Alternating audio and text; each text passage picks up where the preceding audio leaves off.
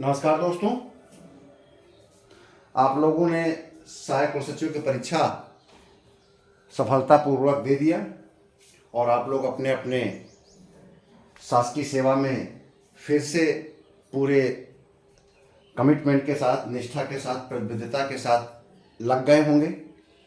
फिर भी आपको बार बार ये एहसास हो रहा होगा कि पिछले 15-20 दिन कितने अच्छे थे, जिस समय आप लोग पूरी तरह से अपने पूर्व समय पर, जिस समय आप लोग तैयारी कर रहे थे परीक्षा की, कंपटीशन की, उस दौर में पहुंच गए थे और उस दौर को याद करने लगे होंगे। और अब आप शासकीय सेवा में पहुंचकर आप लोग का मन उस तरीके से नहीं लग रहा होगा जिस तरीके से आप 15 दिन, 1 महीने, 2 महीने पहले जिस तरीके से आप लोग शासकीय सेवा को कर रहे थे। बार बार ये लग रहा होगा कि कितनी जल्दी फिर कोई परीक्षा आ जाए, उसमें हम एलिजिबल हों, हमारी आयु के लोग एलिजिबल हों, तो हम उस परीक्षा को, ऐसी कोई परीक्षा हो, उसको दें। ये एक प्रकार से जब आप कंसिस्टेंट तरीके से किसी काम के लिए समर्पित हो जाते हैं तो ऐसा लगना स्वाभाविक है।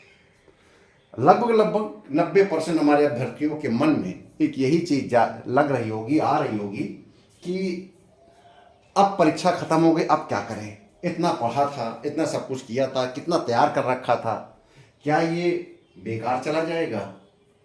अब क्या आगे कोई परीक्षा नहीं आएगी? इसके तमाम प्रकार के प्रश्न आपके मन में चल रहे होंगे। दूसरी बात ये कि सहायक कुल सचिव परीक्षा को तो आपने दे दिया, अब क्या हम साक्षात्कार के लिए बुलाए जाएंगे? हमारा अंतिम चयन होगा? यह भी आपके मन में बहुत बड़ी चिंता का विषय है। ऐसे अभ्यर्थी जो नेक टू नेक फाइट कर रहे हैं, जो एक संभावित कट ऑफ, मेरे द्वारा बताए गए कट ऑफ के काफ़ी इर्द गिर्द घूम रहे हैं, तो उनके मन में एक बहुत बड़ी दुविधा आ रही होगी। तो ध्यान रखिए कि ये मेरा जो संभावित कट ऑफ है, ये संभावित ही है, ना तो अभी कॉपी चेक हुई है, ना तो उसका कोई मूल्यांकन हुआ है, ना तो जो मूल्यांकन करता है उसने मूल्यांकन किया है। वो उसकी सोच, उसकी प्रकृति, उसके विचार और स्टूडेंट के जो परीक्षार्थी हैं उनके बीच में तुलनात्मक अध्ययन करने के पश्चात ही परीक्षक जब आपकी कॉपी परीक्षा करता है, उसी के अनुरूप आपको मार्क्स देता है। ये देखता है कि प्रश्न पत्र में टफनेस कितनी कठिनता है। उस कठिनता को दृष्टिगत रखते हुए वो अंकों में उदारता बरतता है। प्रश्न पत्र अगर कठिन है तो फिर उतने ही उदारता से मार्क्स देगा, प्रश्न पत्र अगर सरल है तो उतने ही कड़ाई से मार्क्स देगा। तो इन सब चीज़ों को ध्यान रखते हुए, ये बहुत बाद में भी आकलन आएगा, लेकिन विगत वर्षों में जिस प्रकार से परिणाम आए हैं और जिस प्रकार से कट ऑफ आई है, 2014 में कट ऑफ का जो साक्षात्कार के लिए बुलाने के लिए कट ऑफ था, बहुत नीचे गिरा था, लेकिन 2018 में बहुत तेजी से आगे बढ़ा। उसका कारण क्या था कि 2014 के प्रश्न पत्र को लोगों ने देख लिया था कि किस प्रकार से आता है, और ये दिमाग में आ गया था कि 14 की तरह 18 का प्रश्न पत्र बनेगा, और सेम हूबहू जिसे कह सकते हैं वैसे ही 18 का प्रश्न पत्र तैयार कर दिया गया था। तो कट ऑफ मार्क बढ़ गई थी, क्योंकि 14 और 18 के पत्रों में समानता थी। 14 में इसलिए गिरी थी कट ऑफ क्योंकि 2007 के बाद पेपर नहीं हुआ था, और 14 के अभ्यर्थियों के पास 2007 का प्रश्न पत्र नहीं था, और न ही लोक सेवा आयोग ने अपने वेबसाइट में उसको पब्लिश किया था। तो जिसके कारण 14 में लगभग 80% 85% अभ्यर्थी अननोन थे, और मेरे जैसा प्लेटफॉर्म भी नहीं था उनके पास कि उन्हें वित्त के बारे में और आपका सामान्य धन के बारे में कोई व्यक्ति आपका टार्च बीरर बन सके, पथ प्रदर्शन कर सके, कि बता सके कि ऐसे ऐसे प्रश्न बन सकते हैं। ठीक है, मतलब कि एक होता है ना कि आपका एक व्यक्ति बड़ा घर का होता है, वो आपको बताता है कि इस रास्ते पर चलना है, वो रास्ता बताने वाला भी उस समय नहीं था। तो इसके कारण 2014 में कट ऑफ बहुत तेजी से नीचे गिरी थी। यहाँ तक कि महिलाओं का सिलेक्शन, फाइनल सिलेक्शन 270-80 नंबर में हो गया था, लेकिन वही बाद में 2018 में राइज कर गई। तो अब आता है 18 से 24 के बीच में। तो 18 से 24 के बीच में प्रश्न पत्र तो वेबसाइट पे पड़ा ही है, लेकिन जैसा कि लोगों ने सोचा था कि 14 की तरह पेपर 18 में आया, 18 के पेपर 24 में आएगा, वो थोड़ा से आयोग ने सामान्य अध्ययन में लगभग 30% 40% चेंज किया है। पैटर्न वही रखा है, लेकिन इंटरनेशनल रिलेशन पर प्रश्न दे दिया, जो समानता कभी नहीं संभावना थी। एक ये था कि पहला क्वेश्चन कॉन्स्टिट्यूशन में आएगा। मेरे मन में था कि G20 और ब्रिक्स और गुट निरपेक्ष आंदोलन पर आपको मैं पढ़ाऊं, लेकिन चूंकि आप लोगों का एक बल था कि सर वित्त का सिलेबस जल्दी से जल्दी ख़त्म कर दीजिए, इस बात पे आपका ज़बरदस्त फोकस रहता था। उसमें से हो सकता है कि ऐसे भी अभ्यर्थी हों जो कि समान अध्ययन और हिंदी किसी कोचिंग से पढ़ रहे हो या यूपी पीसीएस मेंस लिखते हो, तो उनको समान अध्ययन और हिंदी की इतनी ज़्यादा ज़रूरत नहीं थी, वित्त की थी। तो इसके कारण मैं अपने उन अभ्यर्थियों को इस टॉपिक पर, जो कि प्योरली सरकारी सेवक थे, क्योंकि उन्होंने बहुत ज़्यादा जोर नहीं दिया था, अगर वो जोर देते तो मैं इन 3 टॉपिक पर जरूर जाता। मुझसे ये एक बड़ी चूक हुई है कि गुट निरपेक्ष आंदोलन मुझे कराना चाहिए था, और क्योंकि मेरे सिलेबस का, मेरे पाठ्यक्रम का, मेरे लेक्चर का ही पार्ट था ब्रिक्स, G20 और गुट निरपेक्ष आंदोलन। 3 में से मुझे पता था कि ये क्वेश्चन आएगा, ठीक है। लेकिन समयाभाव के कारण और वित्त पर अधिक फोकस होने के कारण कि कहीं ऐसा ना हो कि जिसको आधार बनाकर मैंने आपका मार्गदर्शन किया वही अधूरा रह जाए। कोई बात नहीं। तो मेरा ये वीडियो बनाने का मुख्य उद्देश्य ये है कि अब आप सब ने अपना अपना स्वमूल्यांकन कर लिया है, ठीक है। अगर आपने अपना अपना स्वमूल्यांकन कर लिया है तो ईमानदारी के साथ सभी अभ्यर्थी इस वीडियो को जब मैं अपलोड करूंगा तो इस वीडियो के कमेंट्स बॉक्स में आप सभी अपना केवल अपना नाम और अपनी कैटेगरी, नाम मत लिखिएगा, आपको लगता है कि सोशल प्लेटफॉर्म में नाम लिखना ठीक नहीं है, तो अपनी कैटेगरी और अपना अंक, सामान्य अध्ययन, सामान्य हिंदी और वित्त एवं लेखा नियम तथा कार्यालय प्रक्रिया में जो आपके स्वमूल्यांकन के अंक हैं उनको जरूर अंकित करें। ये मैं इसलिए कह रहा हूँ ताकि उसी पर्पज से फिर उसको ध्यान में रखते हुए मैं आप लोगों का एक साक्षात्कार की तैयारी का शेड्यूल निर्धारित करूँगा।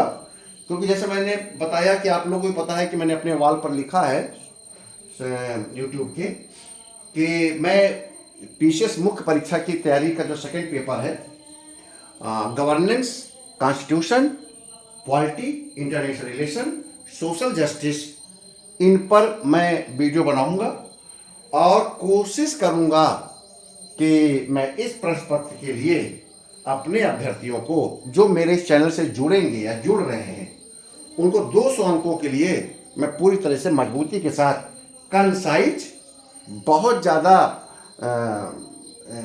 डिस्क्राइब किए बिना जितना अभ्यर्थी परीक्षा में लिख सकता है, आपने तो देख लिया होगा कि अभ्यर्थी कितना पढ़ता है और परीक्षा हाल में उसे कितना याद आता है। तो बहुत ज़्यादा कोचिंग सेंटर में इतना पढ़ा जाता है, उन खुद नहीं लोगों को पता होता है कि परीक्षार्थी के दिमाग में कितना उस समय रहेगा और कितना लिखेगा। उसको सरल भाषा में, टू द पॉइंट, उसके पृष्ठभूमि को बताते हुए इस टॉपिक के बारे में उसके गुण दोष मूल्यांकन आलोचना करते हुए संक्षेप में बात करनी चाहिए। समान अध्ययन में केवल 125 शब्द 200 शब्दों के उत्तर आते हैं और 200 शब्द लिखना आपके लिए कठिन होगा क्योंकि 20 प्रश्न आते हैं। अब आप सोचिए, पहले 5 प्रश्न करने कठिन होते थे, अब आपसे लॉन्ग 20 क्वेश्चन लगातार करने के लिए कहे 3 घंटा, तो आप महसूस कर सकते हैं, आपने चूंकि लिखा है अभी आपने मेंस लिखा है असिस्टेंट रजिस्ट्रार का, तो आप समझ सकते हैं कि 20 क्वेश्चन 125 वर्ड्स या 200 वर्ड्स के लिखने में कि और अलग अलग वैरायटी के अलग अलग परिप्रेक्ष्य में, अलग अलग डायमेंशन में, अलग अलग क्षेत्र के प्रश्नों का उत्तर देने में कितना सटीक और कितनी जल्दी में आपको क्लिक करना पड़ेगा दिमाग में और आपको लिखना पड़ेगा, ठीक है। तो इन सब बातों को ध्यान रखते हुए मैं सेकंड पेपर, पहले चरण में सेकंड पेपर तैयार कराऊंगा, क्योंकि ये परीक्षा नज़दीक आ गई, 27 जून आ गई है। इससे पहले अगर मैंने ये ख़त्म कर लिया द्वितीय प्रश्न पत्र, तो फिर मैं अन्य जो प्रश्न पत्र हैं, समान अध्ययन प्रथम समाधान तृतीय चतुर्थ जो भी बचे होंगे उसमें मैं इंपॉर्टेंट क्वेश्चन कि आपको एक लिस्ट या उस पर एक सामान डिस्कशन आपसे जरूर करूंगा। तो मेरा ये ऐसे अभ्यर्थी जो कि सहायक कुल सचिव परीक्षा के साक्षात्कार के लिए बहुत तत्पर हैं और उन्हें लगता है कि वो बुलाए जाएंगे, तो सबसे पहले मेरे पास एक सूची आनी चाहिए। क्योंकि मैं आपसे सीधे ऑनलाइन तो बात करता नहीं हूँ, ना मैं आपके सामने आके बात करता हूँ। ये मेरा अपना थोड़ा सा तरीका, समय आने पर आपके सामने भी आके बात करूँगा जब आप लोग साक्षात्कार में बैठेंगे, और निश्चय ही मेरे इस अनुभव का और मेरे उस मॉक इंटरव्यू का आपको ज़बरदस्त फ़ायदा मिलेगा। आप फिर कहेंगे कि सर बहुत मुझे उसका फ़ायदा मिला, मॉक इंटरव्यू का आपके द्वारा लिए गए और 100% उससे प्रश्न पूछे गए, ठीक है ना। लेकिन वो तभी मैं प्रारंभ कर पाऊंगा जब मुझे कम से कम आप सबके मार्क्स मेरे सामने आ जाएं। और दूसरी बात, सब लोग अपने अपने मार्क्स लिखिए, इस बात को कोई गुरेज मत करिए कि मेरा सिलेक्शन होगा कि नहीं होगा। आप अपने बारे में स्पष्ट मूल्यांकन करके बिल्कुल से निश्चिंत होकर सामने रखें, क्योंकि कोई कट ऑफ मार्क्स अंतिम नहीं होती, ये केवल आप कपोल कल्पना रहती है कि मेरा होगा कि नहीं होगा। कभी भी कट ऑफ ऊपर नीचे हो सकती है, ठीक है ना। तो आप लोग ये रखें। और ऐसे अभ्यर्थी जो मेंस की तैयारी कर रहे हैं या मेंस की तैयारी करना चाहते हैं और जो 2024 मेंस लिख रहे हैं, वो अपने बारे में स्पष्ट लिखें। मान लीजिए उन्होंने सहायक कुल सचिव परीक्षा नहीं दिया है और मेरे चैनल से किसी न किसी तरीके से जुड़ गए हैं मेंस की तैयारी करने वाले अभ्यर्थी, तो वो अपना नाम जरूर लिखें और वो बताएं कि वो मेंस की तैयारी कर रहे हैं, या वो ये बताएं कि वो आरओ एआरओ या यूपी पीसीएस प्री की तैयारी कर रहे हैं, क्योंकि फॉर्म इनके भी निकले हुए, परीक्षा इनके भी आसान है, ठीक है। तो RO ARO UP PCS pre, PCS mains और सहायक कुल सचिव परीक्षा के साक्षात्कार वाले अभ्यर्थी, ये तीनों प्रकार के अभ्यर्थी अपने बारे में जरूर कमेंट्स बॉक्स में लिखें, ताकि मैं इन तीनों परीक्षाओं के संबंध में अपना माइंड मेकअप कर सकूं। क्योंकि मेरे पास कोई टीम नहीं है, केवल मेरा ही अपना अनुभव है और मेरा अपना ही ज्ञान है जिसको मैं आपके साथ साझा कर रहा हूं। तो मैं सभी सब्जेक्ट को नहीं पढ़ा सकता हूं, ना मेरे पास सभी सब्जेक्ट का समय है, ठीक है। उतने कम से कम समय में इतना मैं जरूर कर सकता हूं कि एक जो ये निःशुल्क प्लेटफॉर्म आपको दे रहा हूं, इसमें आप जरूरत के हिसाब से सामग्री को प्राप्त कर लें और तत्परता के साथ अपनी मेहनत करें। मेहनत आपकी है, केवल मैं अपने अनुभव, अपने ज्ञान और परीक्षा के पैटर्न और अपना इंट्यूशन के आधार पर आपको मैं ये बता सकता हूँ कि इस बार कौन सा प्रश्न आ सकता है और किस तरीके से आ सकता है।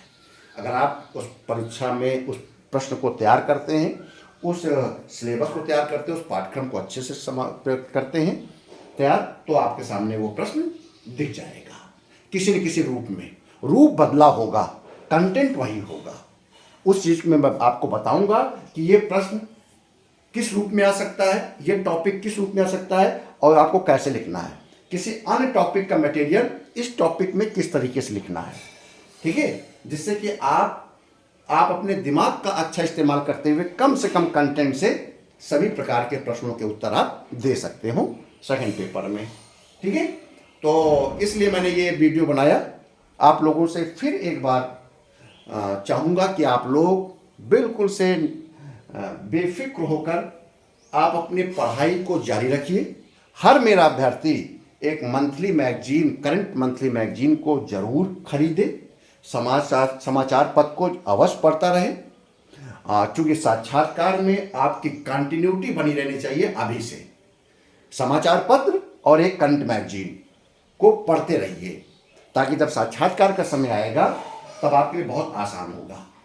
और मैं एक पूरा शेड्यूल तैयार कराऊंगा कि उसके हिसाब से धीरे धीरे सप्ताह में 1 दिन 2 दिन आपके साक्षात्कार की तैयारी कराऊंगा। लेकिन वो तभी हो पाएगा जब आप मुझे पता रहे कि मेरे कितने अभ्यर्थी इस बात में उत्सुक हैं, ये जागरूक हैं कि मेरा साक्षात्कार का वीडियो अवश्य सप्ताह में 1 या 2 बार आना चाहिए। मेंस परीक्षा, पीसीएस प्री परीक्षा, आरओ एआरओ की तैयारी के साथ साथ।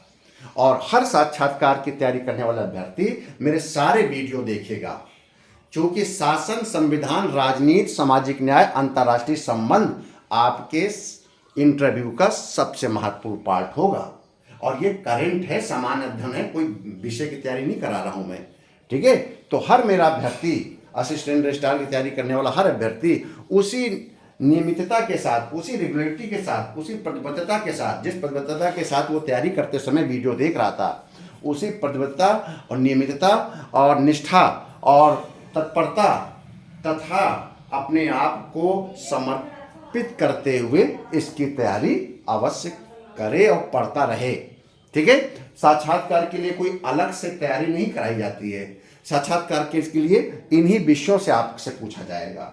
अन्य विषयों को मैं साक्षात्कार के लिए अन्य टॉपिक ले लूंगा, लेकिन जब मैं शासन, संविधान, राजनीति, सामाजिक न्याय, अंतर्राष्ट्रीय संबंध की बात करूंगा तो मुझे आपसे यही कहना पड़ेगा कि आप मेरे वीडियो पर जाइए, पीसीएस मेंस की वीडियो पर जाइए, एआर की वीडियो पर जाइए, उसका अवलोकन करिए, क्योंकि साक्षात्कार में इन्हीं से मैं आपसे प्रश्न पूछूंगा और आयोग भी इन्हीं से आपसे प्रश्न पूछेगा।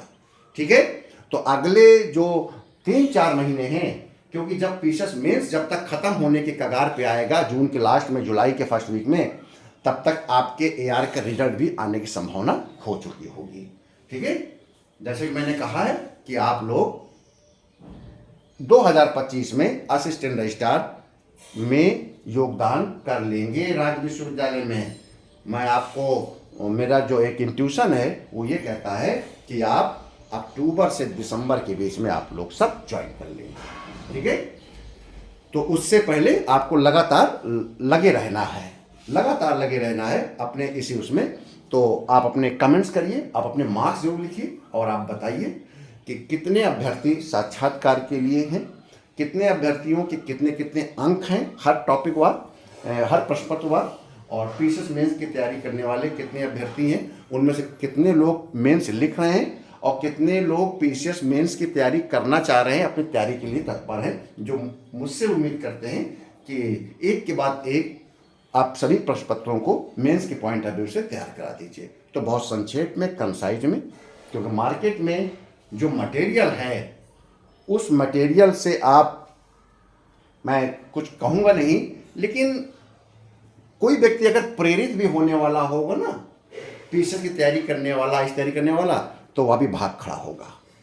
उसे समझ ही नहीं आएगा कि मैं कौन सी मैगजीन उठाऊं, किसका मटेरियल उठाऊं। अब तो हर कोचिंग सेंटर पढ़ा भी रहा है और मोटी मोटी किताबें, अपने नोट्स बना बना कर ऐसे मार्केटाइज किया जा रहा है कि कैसे लिखें अच्छे उत्तर, कैसे लिखें ये हैंड राइटिंग, टॉपर के बनाए हुए प्रश्न उत्तर। अब बच्चे लगातार लगे हुए हैं। एक ही मटेरियल को पढ़िए, अच्छे से पढ़िए, सतत पढ़िए, बार बार पढ़िए, आप सफल हो जाएंगे। कम से कम बुक स्टॉल में एंट्री कीजिए। जितना अधिक आप बुक स्टॉल में घुसेंगे उतनी अधिक मैगजीन ले आएंगे, उतनी अधिक किताबें ले आएंगे। मैं ये मेंस के अभ्यर्थियों से कह रहा हूँ, ठीक है ना। असिस्टेंट रजिस्ट्रार के साक्षात्कार वाले मेरे अभ्यर्थी इस सब चीज़ों में ज़्यादा बल नहीं देते हैं, क्योंकि उन्होंने मुझ पर विश्वास किया, उसको उन्होंने फ़ायदा मिला उनको। जितना मैं करा सकता था ठीक से कराया और उसी में से लगभग आया भी। जितना मेरे पास समय था, मेरे पास अगर आधा घंटा 1 घंटे का समय था, बस ये था। तो जो भी मेंस की तैयारी कर रहे हैं मैं उनके लिए कहता हूँ कि आप एक किताब लीजिए, उसी को अच्छे से पढ़िए और जो चीज़ मैं बताऊँ उसको अच्छे से, क्योंकि अगर मैं कोई चीज़ बताऊँगा तो विभिन्न बुक्स, विभिन्न रिपोर्ट्स, विभिन्न शोध ग्रंथों, विभिन्न पिछले वर्ष के आयोग द्वारा पूछे गए प्रश्नों को सार लेकर मैं आपके सामने आऊँगा। तब फिर आपको बाहर जाने की, बाहर किताबें ढूंढने की, बहुत ज़्यादा योग्य बनने की ज़रूरत नहीं पड़नी चाहिए। ठीक है। तो बहुत बहुत धन्यवाद। आप फिर से मैं अपना प्रश्न दोहरा दूं कि साक्षात्कार की तैयारी करने वाले अभ्यर्थी जो एआर के साक्षात्कार देना चाहते हैं या देंगे, उन्हें विश्वास है, वो अपने कमेंट्स बॉक्स में लिखें कि सर साक्षात्कार की तैयारी कराइए।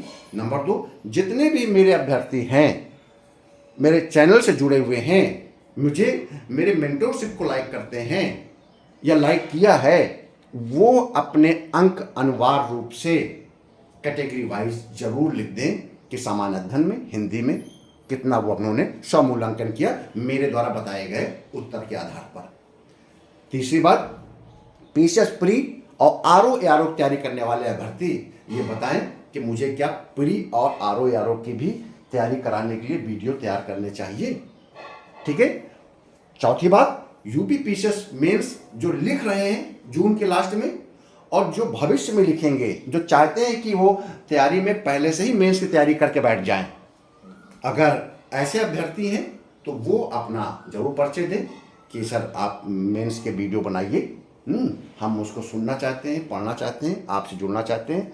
और वो अभ्यर्थी जो मेंस लिख रहे हैं वो स्पष्ट लिख दें कि मैं मेंस 2024 का दे रहा हूँ, ठीक है ना।